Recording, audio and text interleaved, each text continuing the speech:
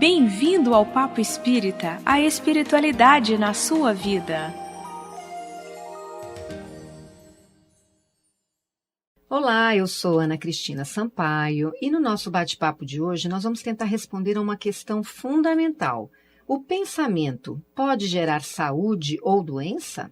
Para conversar sobre esse assunto, nós convidamos a doutora Antônia Marilene da Silva, que é médica da Associação Médico Espírita do DF. Muito obrigada por aceitar o nosso convite, doutora Marilene. Boa noite a todos. É um prazer muito grande, Ana, ter recebido esse convite e falar aqui sobre esse assunto tão palpitante para nós. E também temos conosco a nossa colaboradora, Miriam dos Anjos. Tudo bem, Miriam? Tudo ótimo, Ana. Tudo bom, doutora Marilene? Tudo bem.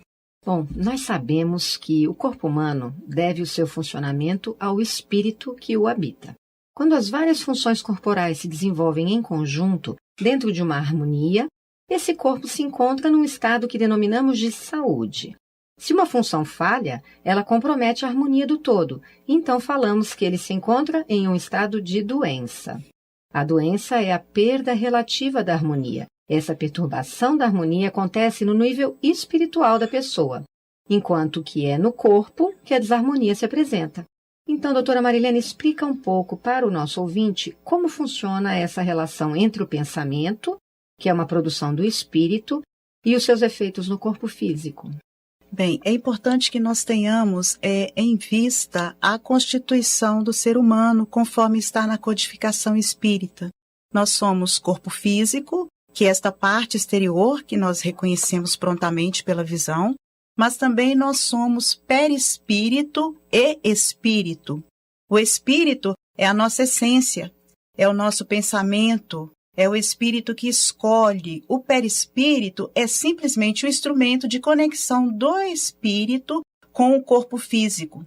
Desta maneira, nós compreendemos a ação do pensamento. Tem o livro Pensamento em Vida, no qual Emmanuel começa falando que a mente é o espelho da alma.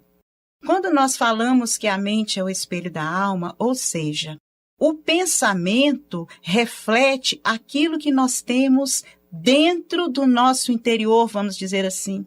A nossa essência, as nossas aspirações, os nossos desejos, os nossos sentimentos.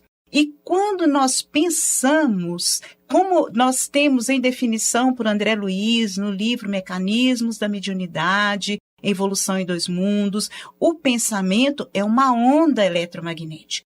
E como onda, ele é matéria.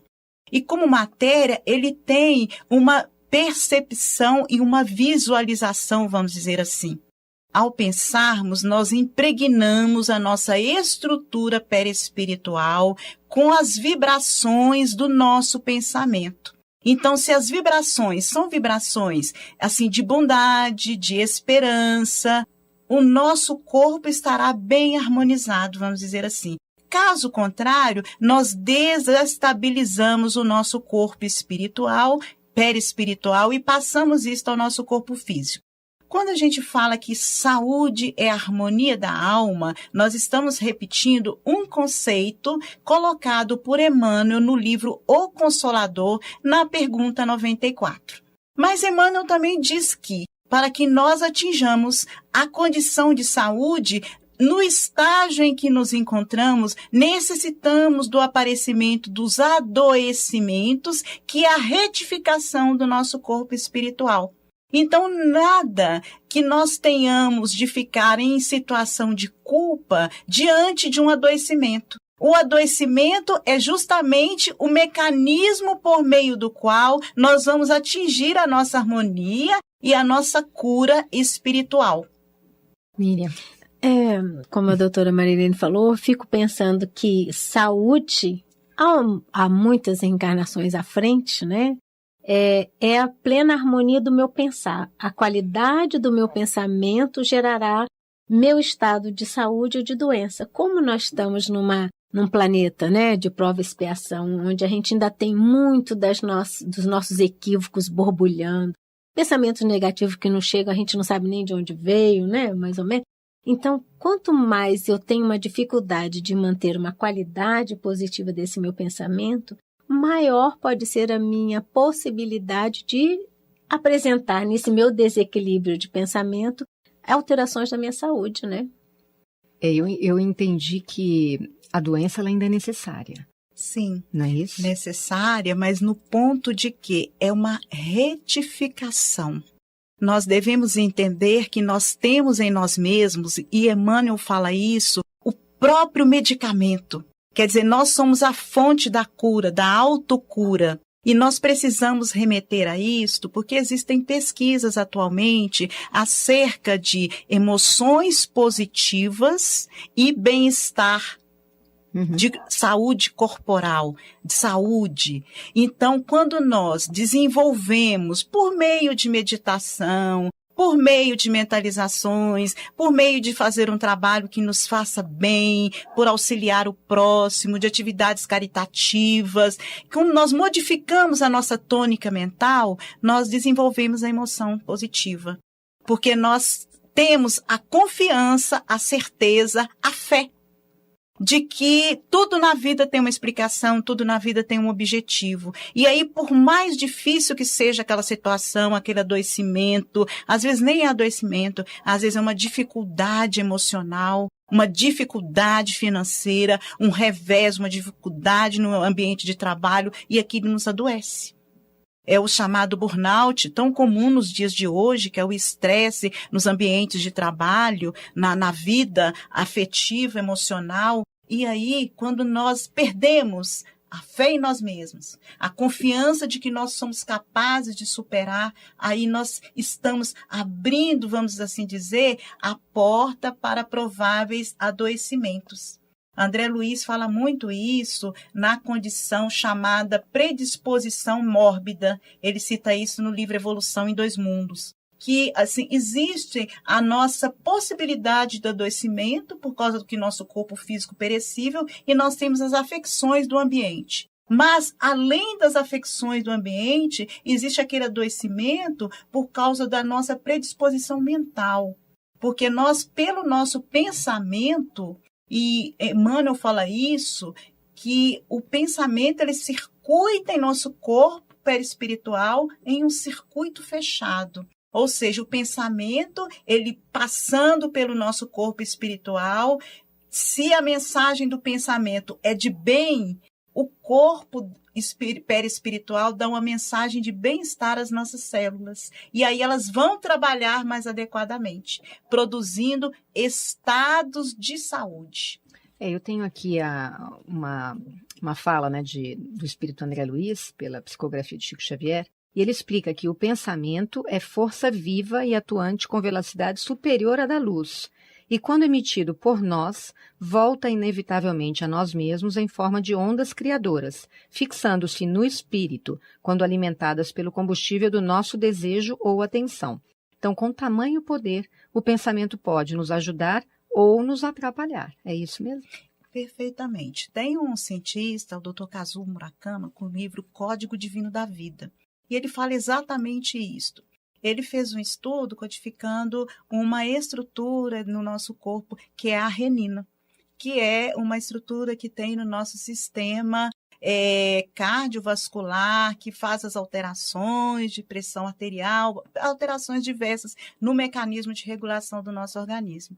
Então, ele, fazendo esses estudos mais aprofundados, ele chegou à conclusão, e ele escreve isso no livro, que os nossos estados emocionais, eles vão atuar diretamente em nosso campo celular. E com esta alteração no campo celular, nós podemos ativar ou desativar algum grupo de genes. E ao ativar ou desativar, nós estaremos promovendo estados de saúde e de adoecimento. Isto é uma maravilha, porque é exatamente isto que André Luiz fala em Evolução em Dois Mundos. Quando ele cita que os nossos estados infelizes, as nossas escolhas infelizes, atuam diretamente no citoplasma da célula, aonde está quem? As nossas organelas, as nossas estruturas que realizam a síntese proteica, que é quem vai fazer o quê? A estruturação do nosso conteúdo genético. Então, André Luiz coloca isto lá, em 1950, que pensamento atua no citoplasma e aí modifica o estado da célula. Modifica o material genético. O material genético. Fantástico. E isso só foi descoberto pela ciência muito depois, em 1990 e alguma coisa. Quando o projeto Genoma descobriu que a nossa definição ela não, de estrutura do ser humano como complexidade, ela não está no poder daquele conteúdo genético que está no núcleo da célula. Fantástico. Estou pensando aqui, lembrando como bióloga, né, que a gente tem movimentos hoje, né, inclusive organizações não governamentais, falando que a gente deve preservar o meio ambiente, lutando pelas águas, qualidade, né, do ar. Mas a gente também, né, agora me trouxe essa ideia, a gente também deve pensar na qualidade do nosso meio interno, meio ambiente interno, né? Que essa qualidade são os nossos próprios pensamentos, como a doutora Marilene colocou. Exato. Então, além da gente trabalhar externamente pelo meio ambiente, que a gente comece a entender e aprofundar essa qualidade do nosso meio ambiente interno, né? Exato, Miri, mais do que isso. Quando nós estamos trabalhando esse meio interno, produzindo o amor para nós, o auto-amor, automaticamente essas nossas vibrações, elas se difundem no ambiente. Então, quando nós pensamos em trabalhar emoções, em modificar pensamentos, modificar as atitudes para atitudes mais amorosas, nós estamos atuando de forma ecológica. Porque a qualidade do ar, ela não é só essa qualidade que a gente tem condições de mensurar. Na verdade, nós temos a questão da vibração espiritual positiva que nós jogamos com a nossa qualidade de emoção, com a nossa qualidade de amorosidade. Nós purificamos o ar. Bom, tem muita gente já preocupada com a qualidade do seu pensamento. Que bom. E temos um ouvinte que tem uma dúvida justamente a respeito disso. Vamos ouvir. Considerando que a gente já tem conhecimento doutrinário, que a gente já tem conhecimento através até de livros de autoajuda e toda a literatura, né, até a literatura médica, considerando que a gente faz práticas, inclusive de meditação e tudo mais, justamente para evitar fazer a mudança, né, emocional dos nossos pensamentos. Uma vez que a gente lide com eles, uma vez que eles aconteçam, retroagir, voltar atrás, reflexionar sobre o pensamento que a gente teve, embora tenha sido negativo, né? Faz alguma diferença? Muda a interferência? No sentido de mudar a interferência no corpo físico, né? Nas questões de saúde mesmo. Essa reconsideração faria alguma diferença? Por exemplo, na medicina chinesa, dizem, já é assim, é considerado através da medicina chinesa e também de outras medicinas orientais, que, por exemplo, a tristeza afeta o pulmão. Considerando que a gente tem esse conhecimento, como que a gente lida? Porque o sentimento vem, né? E a gente reconhece que não pode ficar na faixa da tristeza. Mas como lida com isso no nosso dia a dia? Ou quando impactado por um momento mais difícil? Então, doutora Marilene, como é que a gente responde? Olha, essa pergunta é muito interessante, por 2 pontos. Primeiro, nós ainda estamos muito distante de termos aquela linha de pensamento homogênea radiosa. Nós estamos trabalhando para reconhecer qual pensamento nos pertence e qual pensamento nos está sendo sugerido. Vamos ao Novo Testamento. Paulo, apóstolo, diz que nós estamos cercados por testemunhas. Isto quer dizer que nós trabalhamos em sintonia com outras mentes que estão harmonizadas com a nossa faixa de pendores, de conhecimento, de habilidades, de qualidades, de acertos e desacertos.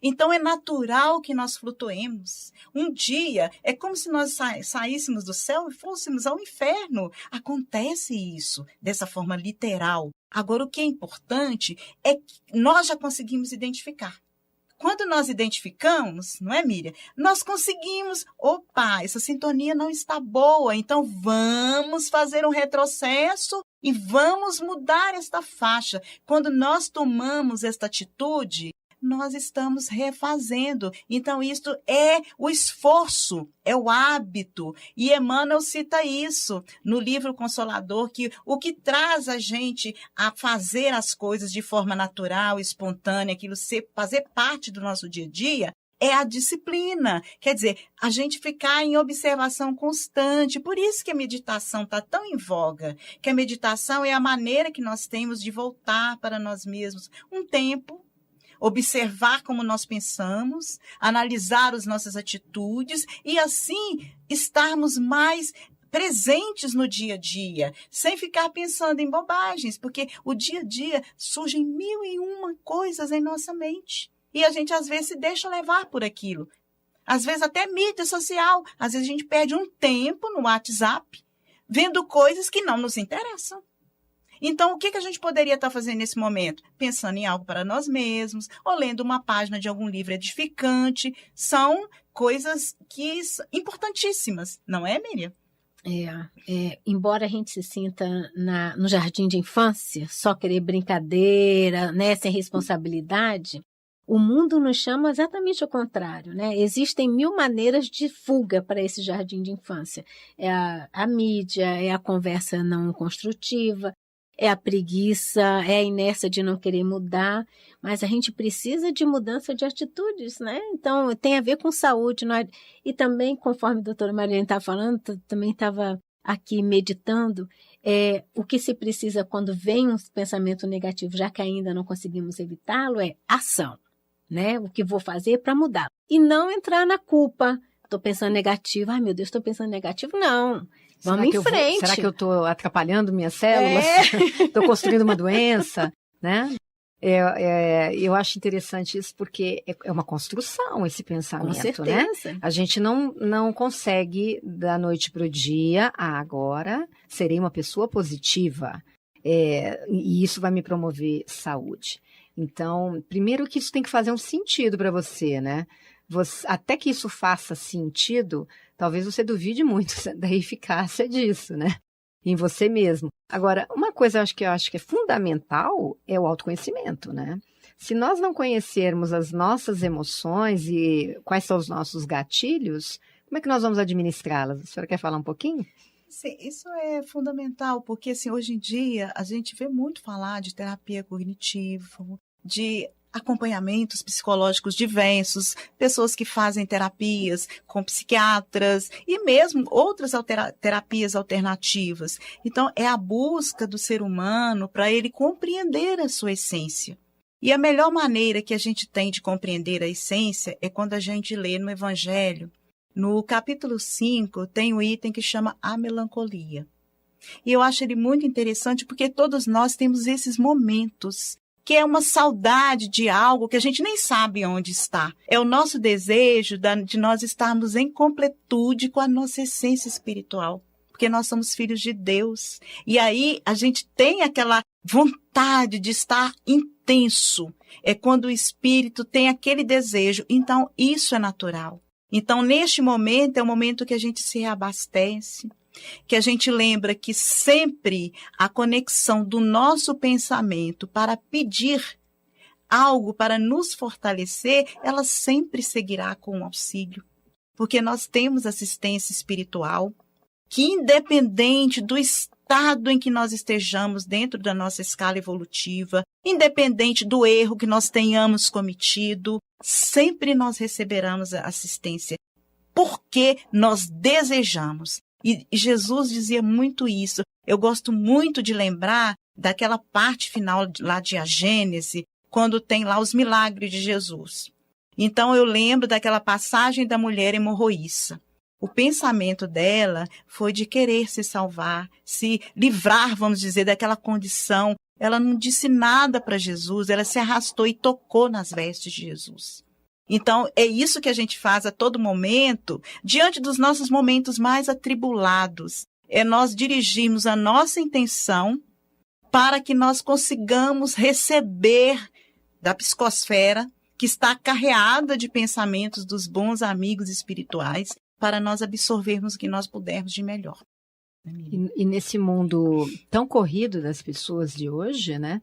Que momento em que as pessoas passam a ter para olhar para si, né? Que pensamentos eu estou tendo, quais são os gatilhos, por que eu estou tendo essa melancolia?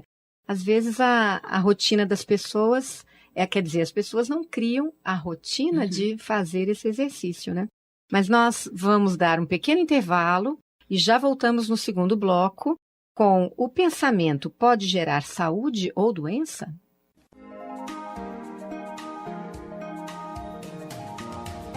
Nós estamos nas redes sociais. No Facebook você pode acessar facebook.com/Comunhão Espírita. No Twitter, twitter.com/Comunhão Oficial. Estamos também no YouTube. Acesse youtube.com/Comunhão Espírita de Brasília. E siga o nosso Instagram, @Comunhão Espírita. Acompanhe, divulgue e participe de nossas atividades. Voltamos ao Papo Espírita e o tema de hoje é: o pensamento pode gerar saúde ou doença? Para responder essa questão, nós estamos conosco no estúdio com a médica Antônia Marilene da Silva, que faz parte da Associação Médico Espírita do DF. Bom, nós paramos no bloco anterior e falamos sobre a dificuldade das pessoas em entrar em contato com os seus sentimentos e seus pensamentos, que no fim podem causar doenças ou saúde. Miriam, o que você acha sobre isso? Eu vou passar a bola para a doutora Marilene. Será que esse excesso de atividade não é também um pouquinho de fuga? Completamente. Nós temos uma facilidade muito grande para sabotar a nossa essência. Então, nós temos aquela questão do ego. E o ego é aquela criancinha mal educada, que quer tudo para si e quer sempre, como diz, suplantar aquelas estruturas, vamos dizer, que nós temos, que estão lá escondidas, que são as estruturas que vão fazer ressurgir a luz que nós somos. Então, no livro No Mundo Maior, tem um capítulo que chama Casa Mental e Estudando o Cérebro. São 2 capítulos. E ali tem história de 2 criaturas, Pedro e Camilo. Um deles desencarnado. O outro está no leito de hospital, padecendo. E aí chega André Luiz com Calderaro para poder ver essas criaturas, auxiliá-los. E a história é o seguinte: um perdeu a vida por causa da ambição do outro. E aquele que está desencarnado decide vingar-se, claro. E o outro era um jovem, constituiu família, começou a trabalhar e trabalhava desenfreadamente. Por quê? Ele tinha a culpa do assassinato, vamos dizer, que ele cometeu. E como aquilo ficou uma coisa escondida, a culpa pertencia a ele, porque só ele sabia. Ele não foi julgado pelos tribunais da terra, mas está julgado pela sua consciência. E aí ele afogou toda esta mágoa no trabalho e estava ali naquela condição subjugado, porque ele não parou um tempo para refletir. Vamos aqui, todos nós que estamos aqui encarnados, temos alguma questão difícil para resolvermos, porque senão não estaríamos no mundo de provas e expiações. Quando nós chegamos aqui na reencarnação, é para que nós trabalhássemos para nos melhorarmos. Quando nós olvidamos esta melhora, nos envolvendo com as questões materiais, que são importantes, é claro, mas quando nós damos mais valor a essas questões materiais, trabalhando em excesso, muitas das vezes onerando a saúde do nosso corpo físico, que é o nosso patrimônio de aprendizado, quando nós não prezamos a convivência com as pessoas amigas, oferecer uma palavra amiga a uma pessoa que necessita, ter um momento de descontração realizando uma boa leitura, ter um momento de descontração assistindo a uma boa peça de teatro, a um concerto musical, quando a nossa vida se resume ao trabalho para a construção de bens materiais única e exclusivamente, nós estamos fugindo da nossa essência. Porque o trabalho ele existe para nós construirmos o melhor, para o progresso do mundo. O dinheiro é útil para que nós tenhamos os nossos bem-estar em casa, bem-estar da família, justo. Mas quando isto começa a ficar uma coisa exorbitante, nós precisamos de prestar atenção. Precisamos de estar sempre com o carro do último tipo. Precisamos de estar sempre ostentando o melhor. Será que quando nós estamos nessa busca, alguém está necessitando de algo que nós nem questionamos e que nós poderíamos auxiliar a este próximo, nos poupando um luxo que talvez nós já tenhamos a mais? Então, é este momento da humanidade que é necessário. Nós, como sociedade do mundo moderno, repensarmos as nossas escolhas, continuarmos a produzir o progresso, continuarmos a ter o conforto, continuarmos a ter as benesses que nos são chegadas pelo favorecimento desse século, mas também observar que é preciso que nós tenhamos os patrimônios espirituais, que são os verdadeiros patrimônios que nós vamos levar para a nossa vida além túmulo. Um dia nós vamos deixar tudo isso aqui. Então, de que adianta termos patrimônios exagerados na terra se nosso espírito está como que paralítico? E a doença às vezes vem para que a pessoa faça essa reflexão. Essa reflexão, muitas das vezes é isso que acontece. E aí eu lembro para vocês uma parábola, que é a cura do paralítico de Betseda. Que aí chegou Jesus e pegou aquele homem que já estava paralítico há muito tempo e que falou para ele só para pegar o seu leito e caminhar. E ele saiu caminhando. Então, naquele momento, Jesus deu para nós a demonstração de que aquele paralítico, ele era o paralítico na mente, na ociosidade. Que muitas das vezes nós estamos trabalhando ativamente do ponto material, mas estamos paralisados no nosso raciocínio, na construção de pensamentos de harmonia, na construção do bem-estar do próximo, na construção do nosso próprio bem-estar. E aí, o que acontece? Nós estamos sem imunidade interna e ficamos susceptíveis ao adoecimento, ou então a própria espiritualidade, que sabe das nossas necessidades, favorece com que nós tenhamos um momento de repouso no leito, com uma doença mais intensa, para que ali parado, nós não vamos trabalhar, estamos parados, estamos doentes. E aí nós vamos refletir sobre a vida, o espírito vai ter tempo para pensar nele mesmo, porque é a única opção que ele terá naquele momento. Que fantástico, né? A doença é o freio. É o freio quando a gente está destrambelhado, morro abaixo, querendo trabalhar, querendo ter, é o freio. Peraí, gente, só ter não. Precisamos também ser, né? É a cura. É a cura. É o tempo do coração parar e se reconhecer. É o tempo da nossa humildade. E é o tempo da reflexão, o que eu fiz de errado, aonde que eu estou tendo maus hábitos ou não cuidando de mim. E ainda assim, Ana Cristina, tem pessoas, né, em que a dor chega na questão física, mas retarda o momento de buscar, investigar, primeiro cuidar do corpo físico, mas nem cogita cuidar desse corpo, imagine cogitar, rever a causa verdadeira daquele mal, né? A aceitação. Exato, é bacana isso. Bom, nós temos mais uma pergunta de ouvinte, vamos ouvir? Olá, meu nome é Vivian. E a minha pergunta é a seguinte, sobre cirurgia mediúnica. Né? Eu gostaria de um esclarecimento à luz da doutrina. Vamos lá, doutora Marilene. Esse é um tema muito interessante, desde o começo, dos primórdios, né, do espiritismo no Brasil, que o espiritismo começou com as manifestações mais do fenômeno. A questão da cirurgia mediúnica tem atraído muito, sempre a questão de saúde atrai muitas pessoas. E o que nós temos a falar que, assim, nós somos corpo físico e perispírito.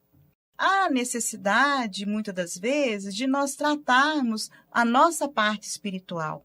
E eu gostaria aqui de desmistificar. Quando nós estamos numa palestra pública na casa espírita, quando nós estamos em uma palestra num templo católico, em um templo evangélico, em um templo batista. O que a gente está fazendo ali? Ouvindo a palavra de Deus. E naquele momento, se tem ali uma pessoa com fé, ali terá benfeitores espirituais. E esses benfeitores, eles atuam no corpo espiritual daqueles que ali estão, auxiliando no que se fizer necessário.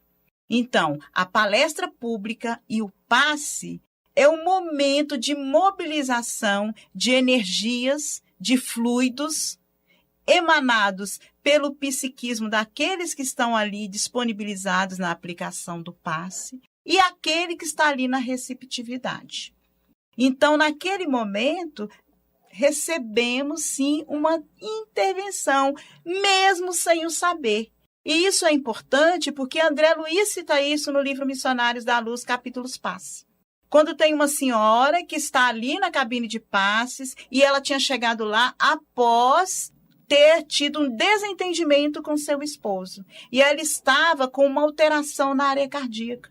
E aí, naquele momento, Alexandre pega e mostra para André Luiz, olha, ela está com uma mancha na região do coração, e ele mostra e descreve, e porque ela teve esse desentendimento e aquela raiva, aquele rancor, fez aquela mobilização, e isso pode se transformar para ela em um mal-estar mais à frente. É aquele famoso mal-estar que muitas pessoas têm após um desentendimento.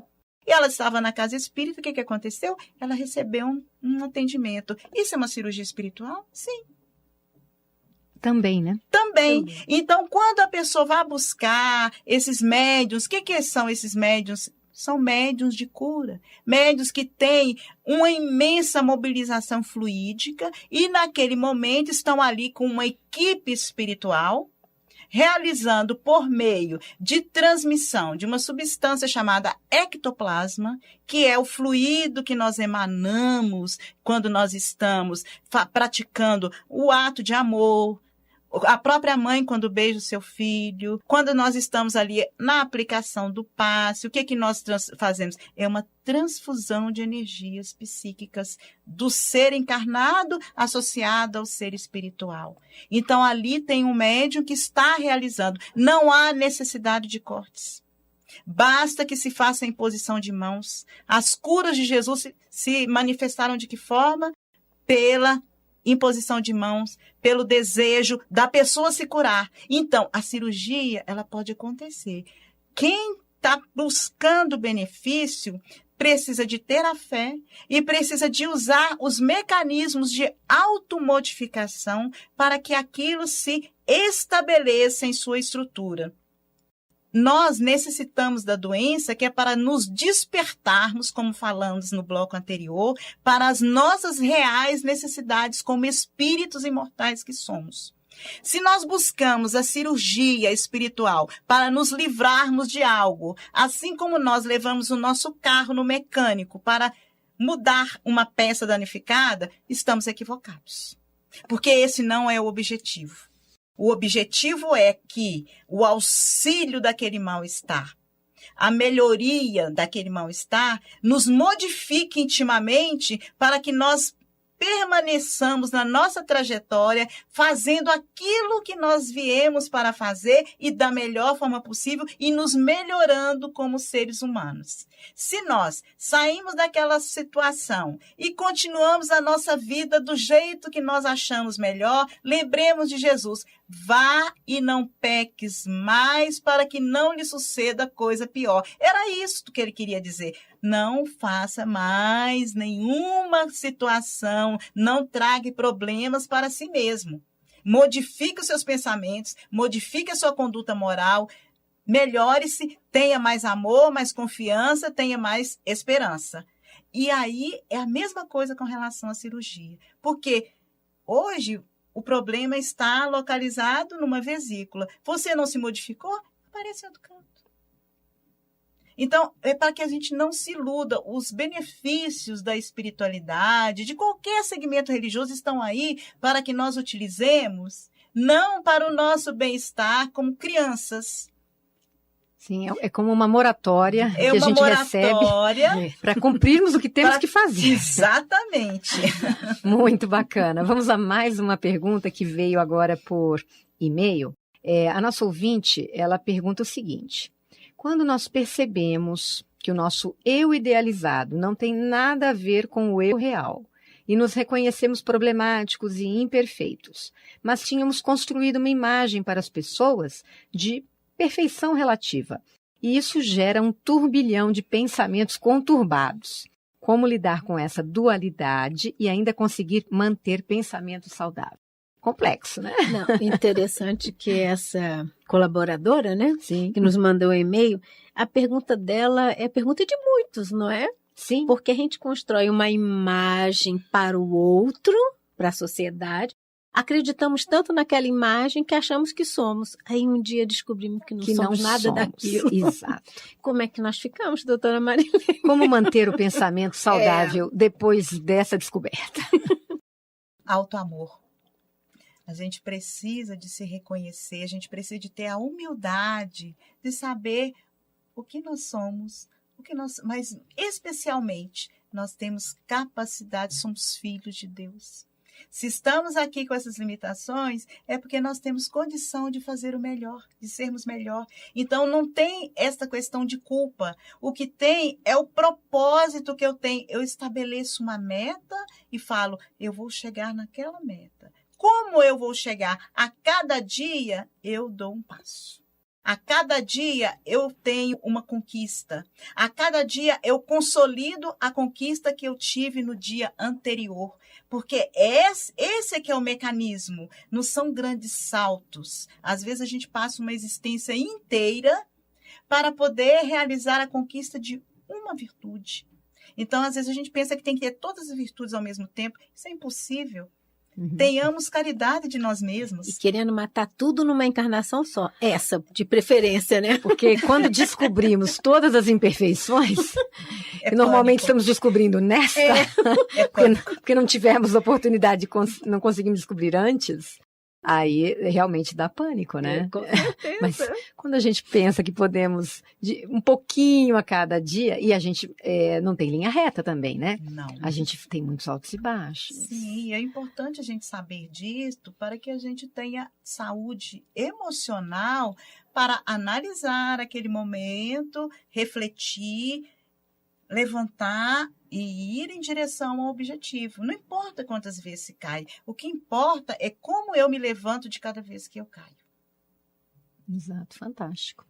E, doutora Marilene, que livros a gente pode indicar para os ouvintes para eles se aprofundarem nesse assunto? Sim, olha, eu gosto muito de ler a série André Luiz, assim, porque eu aprendo muito com a série André Luiz, assim, cada vez que eu leio, eu tenho uma coisa nova. E é desde o primeiro, é o Nosso Lar.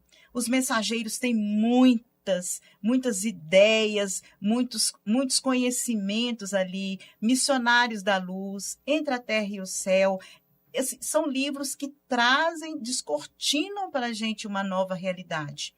E o Pensamento e Vida de Emmanuel, que também traz muita coisa interessante. É um livro curtinho, que são capítulos pequenos, mas são capítulos de uma densidade muito grande. Como então, tudo do Emmanuel, né? Tudo do Emmanuel. Então, assim, é um capítulo que eu pego e leio e fico uma semana.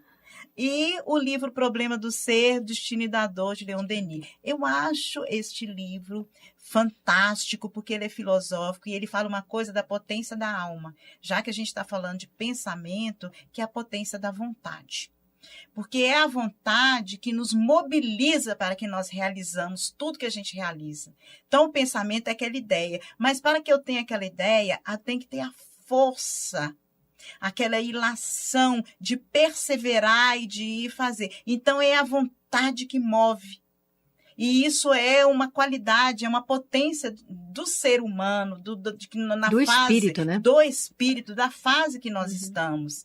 E, assim, teve 2 publicações da Associação Médico Espírita do Brasil recente, que eu acho que são maravilhosas, que é um que está estudando o problema do ser, destino da dor, à luz na ótica médico-espírita, e que tem uma formulação muito interessante, 100 anos depois, e o livro estudando o Cérebro Triunno, que estuda 2 capítulos de No Mundo Maior. Então, estudando o que é importante daqueles 3 andares que o Calderaro descreve, que é tão vital para que nós compreendamos o nosso pensamento, as nossas estruturas emocionais, por que nós temos algumas limitações e também temos coisas que a gente já faz muito bem, e para que a gente tenha um alento, que a gente precisa disso para ter esperança de que a gente vai conseguir modificar, mesmo com dificuldades. Né? E a gente não esquecer, nós somos espíritos, mas nós estamos na carne.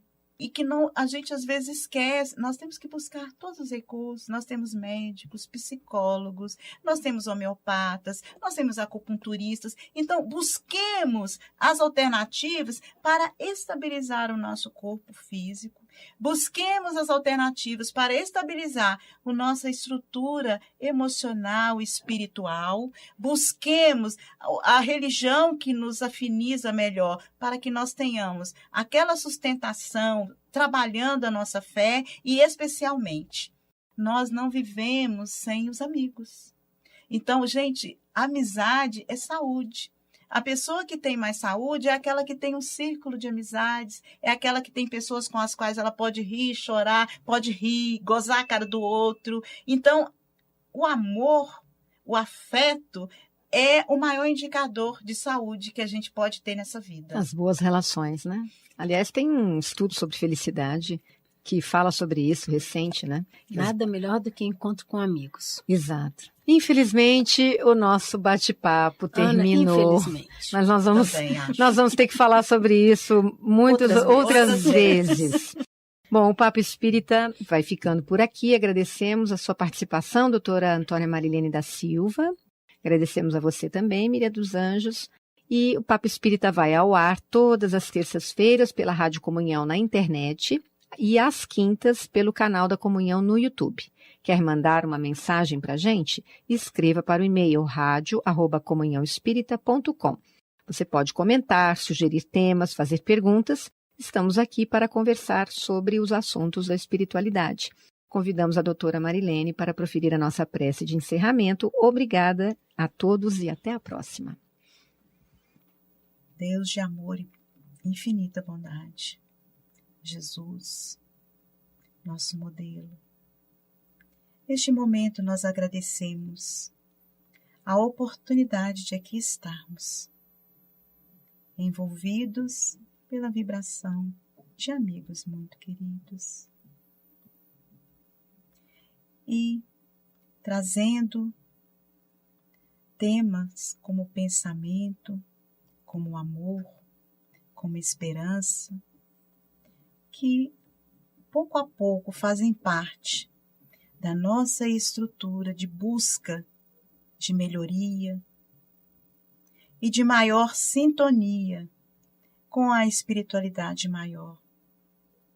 Que possamos a cada instante da nossa existência dispensarmos os instantes para podermos banharmos na infinita esperança, no amor, elevando o nosso tônus mental, ao tempo em que o nosso coração se regozija, e que possamos assim, aprendendo a olhar os nossos semelhantes com compaixão.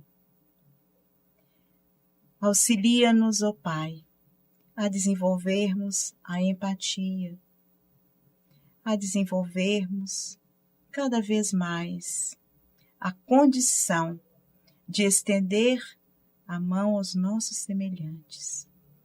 Auxilia-nos para que, no atual momento em que atravessamos a vida na planeta Terra, que amemos cada vez mais a oportunidade de aqui estarmos, a oportunidade do conhecimento da vida maior, e que assim possamos galgar os degraus para chegarmos a estar em condição de harmonia, de esperança, de fraternidade.